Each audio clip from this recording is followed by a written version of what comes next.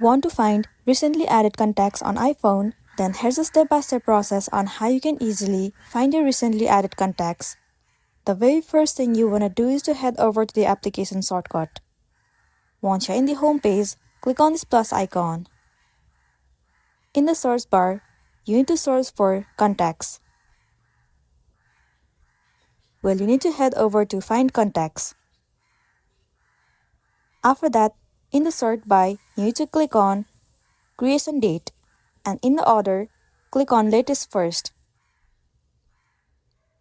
Toggle on the limit and set according to your need. Let me set it as 5 contacts. Once done, at the bottom, click on Search Actions. And in the Search Actions, select Show Result. Click on it. Once the actions has been added, you need to click on this play icon at the bottom right corner of the screen.